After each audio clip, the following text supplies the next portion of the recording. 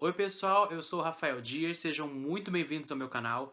Antes de mais nada, já deixa o seu like aí no vídeo, se inscreve no canal se você ainda não é inscrito e não esquece de compartilhar também o conteúdo com quem você acha que vai curtir, beleza? Esse é o último vídeo do conteúdo comprimido sobre animais e para falar um pouquinho desse tema eu trouxe a médica veterinária Priscila Signori. Ela é formada pela Universidade Federal aqui do Rio de Janeiro e vai responder algumas perguntas que os meus amigos me fizeram através das redes sociais. A gente vai falar um pouquinho sobre a importância dos veterinários e como cuidar do seu animal de estimação, seja ele convencional ou exótico. A entrevista está bem resumida, mas o conteúdo dela é mais extenso. Se você tiver alguma dúvida ou alguma curiosidade, assistam os vídeos anteriores do conteúdo comprimido sobre animais, porque eu me utilizei muito dessa entrevista para elaborar o conteúdo deles. Então, para a gente não perder mais tempo, vamos seguir para a entrevista. A doutora vai se apresentar, vai falar um pouquinho da profissão dela e aí a gente já começa com as perguntas que vocês me enviaram. Então fica por aí que tem bastante coisa para a gente conversar.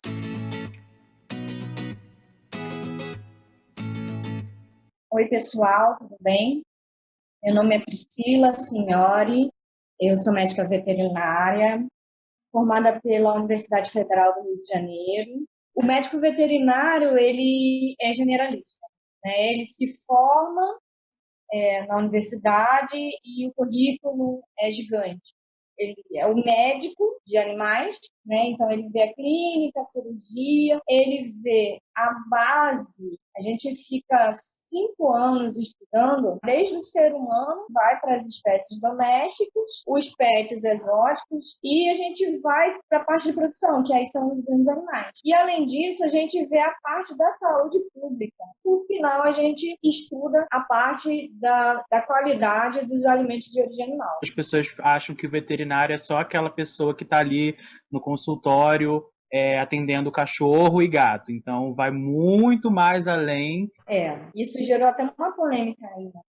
Quando o presidente nomeou o veterinário dentro do Ministério da Saúde para lidar com o Covid, o pessoal não entendeu bem, mas é justamente por causa da saúde pública. A gente entende tanto de epidemiologia, de saúde pública, quanto um médico. Bom, nas minhas redes sociais, antes da gente fazer a entrevista, eu pedi para as pessoas perguntarem algumas coisas. A gente já tinha conversado antes sobre a entrevista. E aí, a primeira pergunta que eu quero fazer é a seguinte: se existe uma vantagem em adotar animais e qual seria essa vantagem? Quando você adota um animalzinho ou você compra um animalzinho, você não sabe o que você está levando para casa. Parte muito da vontade de você fazer uma ação muito mais racional, muito mais pensada, muito mais elaborada do que simplesmente uma vontade. Não só essa parte sua, mas a outra parte, que é a questão da nossa sociedade. A gente tem tantos animais abandonados, tem tantos animais precisando serem adotados, que quando você se propõe a adotar e não comprar, é realmente um ato interessante para todo mundo do que você falar e compra, porque é aquele modelinho que eu queria que eu tinha. A segunda pergunta que eu faço, que o pessoal mandou, é justamente tem uma certa relação com a questão da adoção e da compra. As pessoas perguntaram se é verdade que os cachorros vira-latas têm melhor imunidade do que os cachorros de raça. Sobre essa questão da imunidade dos animais vira-latas, né, a gente, dentro da clínica, a gente chama eles de SRD, são animais sem raça definida. Quando a gente fala que o animal de rua, o SRD ou vira-lata, é mais forte, é porque, em contrapartida, o animal que você compra, o animal de raça pura, que o pessoal fala, ele é um animal selecionado. E aí a gente vê, né, que o problema não é a raça, o problema é o ser humano. Sim. Alguns criadores que não têm esse compromisso, eles foram selecionando pela beleza, foram selecionando o pelo bonito, o pelo isso, a cara isso, o focinho achatado, a orelha tal, e no meio disso tudo deixaram passar os problemas das doenças, das fragilidades, das genéticas complicadas, e o que a gente vê muito é isso.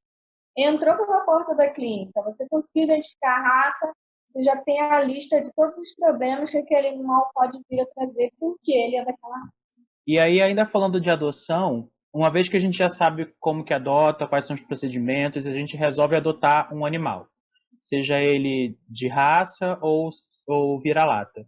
O que que a gente precisa saber? Quais seriam, né, os primeiros cuidados que a gente tem que ter com a saúde do animal?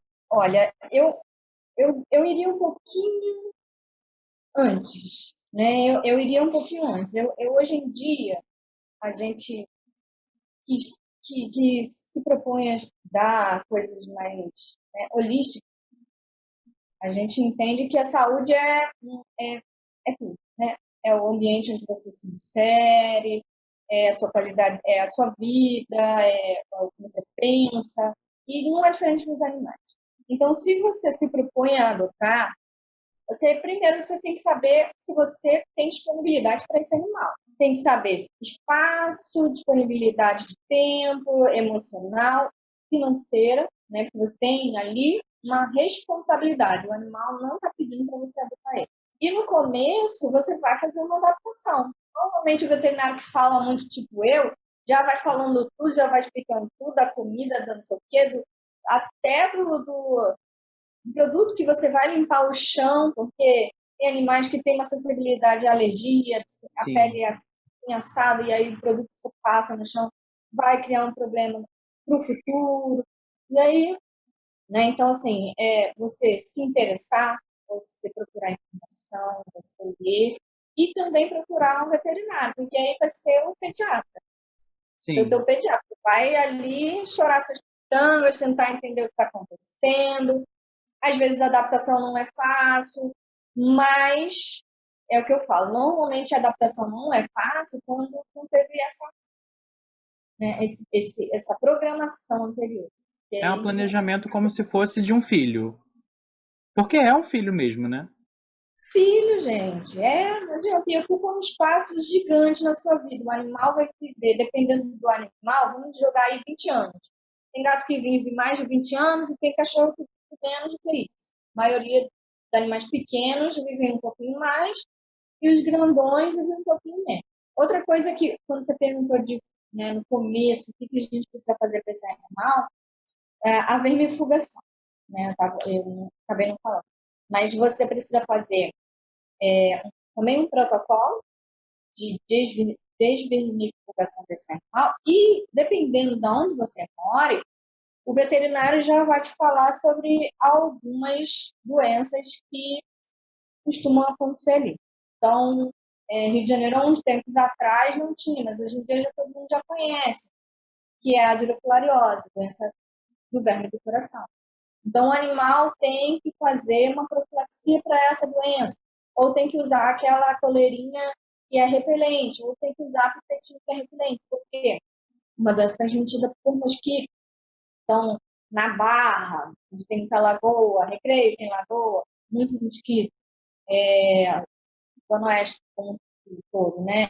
A região dos lagos, todo mundo já sabe, você vai passear na região dos lagos, antes você já tem que dar profilaxia para a doença do verme do coração. O meu caso aqui, por exemplo, eu tenho 3 cachorras adotadas e elas têm idades diferentes, assim, elas têm mais a diferença de idade entre elas é um ano e meio.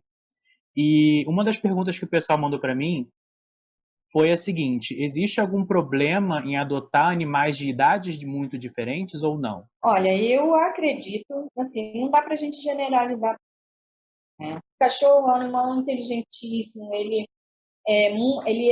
se adaptou ao convívio com o humano muito fácil e há muitos anos, né, que ele vem se adaptando. Então, eu acredito que para cachorro isso é muito mais fácil do que para gato, né? O gato é territorialista e aí, né, existe aquele mito de que quanto mais gato melhor, ou não tem problema vários gatos, não. O gato ele é individualista, ele é territorialista. Se vier outro gato e entrar na casa dele, ele vai sofrer para se adaptar àquilo. Mas cachorro é um cara mais social, um cara mais flexível. Então, assim, eu acredito que idades diferentes não tem problema. Agora, se você tem, você já tem, você conhece, você tem a sua cachorrinha, que ela é velhinha, Você coloca um bebezinho dentro de casa para fazer maior confusão, às vezes não dá certo. Então, acredito que tudo é uma conversa, de você entender o que está acontecendo dentro da sua casa, quem são os seus animais, se você realmente tem espaço, se você realmente tem tempo para você trazer mais um. Mas se você pega os dois juntos, duas idades diferentes, e bota na mesma casa, os dois vão se adaptar ali ao mesmo tempo. Você está numa adaptação, você está educando os dois, então eu acredito que para cachorro isso não tem problema. E aí, uma pergunta que é relacionada mais ou menos com essa também, seria no caso da alimentação. A dúvida que o pessoal mandou para mim é a seguinte: no caso da alimentação, se a gente tiver, por exemplo, dois animais com idades diferentes ou tamanhos diferentes, a gente pode dar, por exemplo, a mesma ração para os dois, ou uma ração meio termo, ou tem que ser cada um com a sua? Então, hoje em dia, cada um come a sua ração. Cada ração é feita para um tipo de animal, né? E normalmente as rações, elas têm as classificações da ração básica, que a gente chama de ração de combate. Normalmente é uma ração que a gente compra no supermercado. E tem as rações mais elaboradas e mais caras, obviamente. A gente seleciona elas pelo teor da proteína. Então, assim, ração tem tudo a ver com o cachorro, tem tudo a ver com a idade. E no começo vai ser uma adaptação. Você vai ver o que o teu dinheiro dá e o que botar na ponta do lápis mesmo, o que vale mais a pena. Porque a ração mais cara, ela vai ter uma proteína, qualidade e quantidade melhor. O animal vai estar bem nutrido, bem saciado com uma quantidade pouca de ração. Você vai comprar o sacão, é caro, mas uma quantidade pouca, o animal está bem.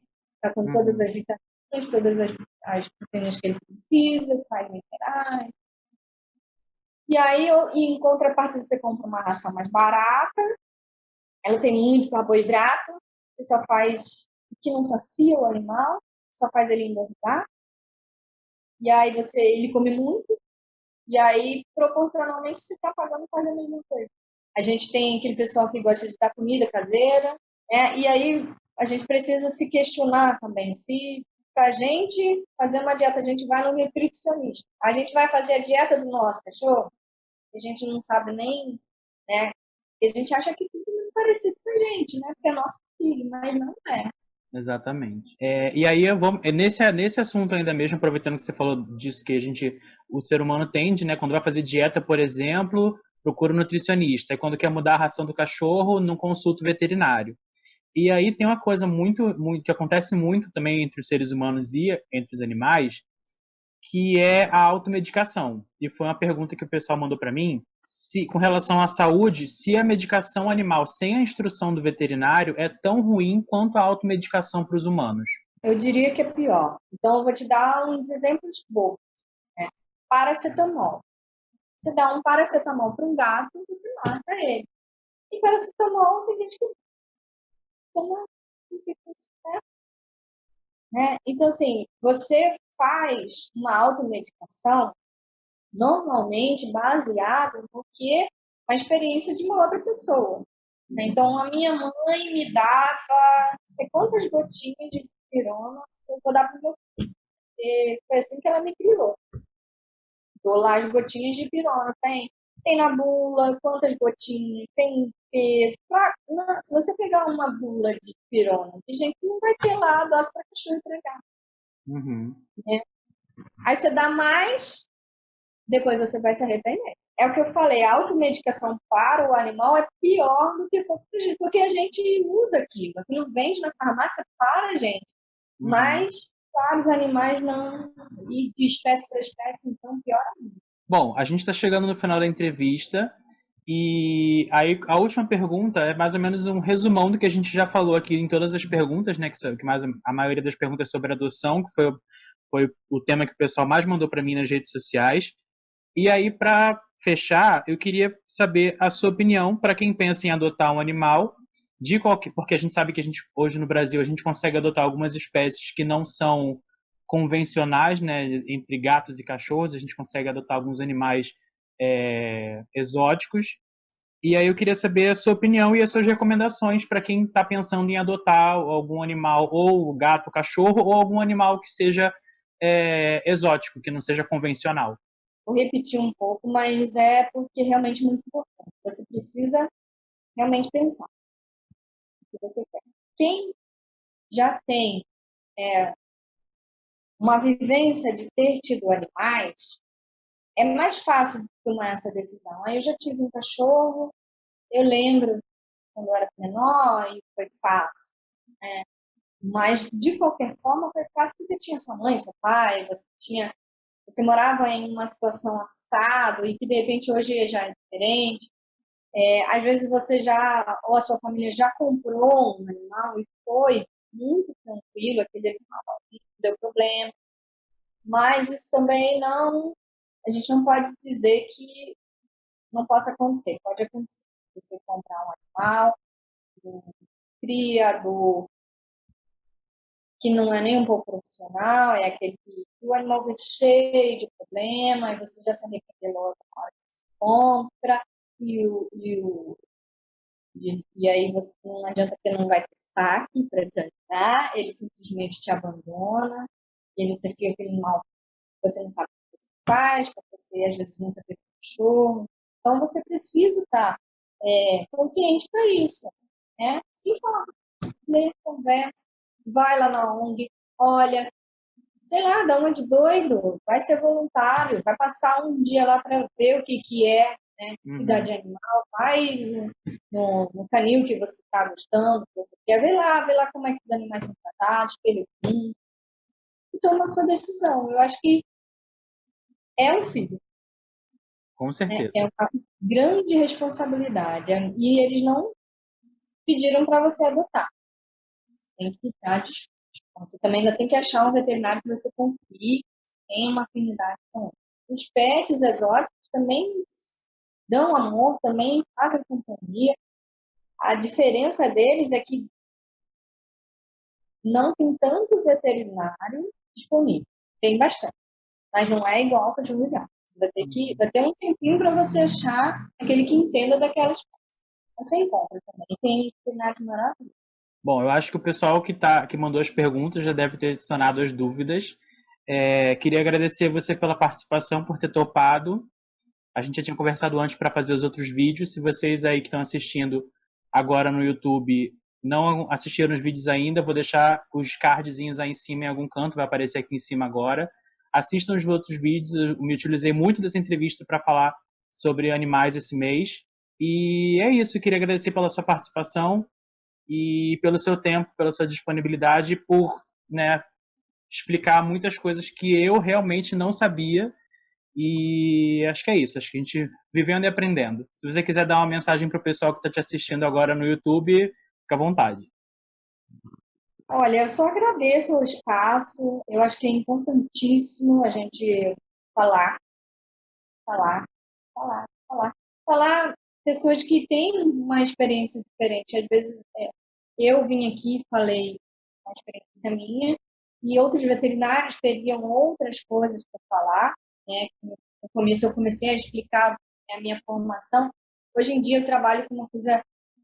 Hoje em dia eu estou cuidando de gente, né? Eu sou a veterinária que cuida de bicho, agora estou cuidando de gente. Eu estou fazendo um trabalho de política pública muito bonito. Também, se a gente tiver um espaço para falar sobre isso, a gente fala. Mas, de qualquer forma, eu agradeço estar aqui. Acredito que a informação precisa ser passada de quem sabe um pouco mais, para quem está querendo saber um pouco mais, e se por acaso, né, tiver mais alguma dúvida, o pessoal quiser entrar em contato, entre em contato com o Rafael, esse canal é perfeito. Eu estou adorando ver esses vídeos e essas postagens. E aí vai deixando as dúvidas, a gente vai tentando conversar, né? E é isso. Informa-se. Aqui e em outros lugares. O que não falta é informação. Então é isso, gente. Eu vou me despedir de vocês daqui a pouco, então fica por aí. Bom, pessoal, esse foi o vídeo de hoje. Eu espero que vocês tenham gostado muito do tema desse mês. Se você ainda não é inscrito aqui no canal, já se inscreve aí, deixa o seu like no vídeo, comenta alguma dúvida que você tenha, se você tiver alguma dúvida sobre criação de animais. A doutora Priscila, ela vai continuar em contato comigo, então se você tiver alguma dúvida sobre a criação de cachorro ou do seu gato ou qualquer pet que você venha a ter, deixa aí nos comentários e a gente vai tentar o mais rápido possível sanar a sua dúvida, beleza? Na semana que vem já temos novos temas no canal, a gente já vai falar sobre racismo, eu acho um tema muito importante de se conversar. Teremos também uma entrevista, mas não vai ser de conteúdo comprimido. Eu vou deixar essas surpresas para vocês na semana que vem e algumas novidades no canal. Então, fica por aí e até semana que vem.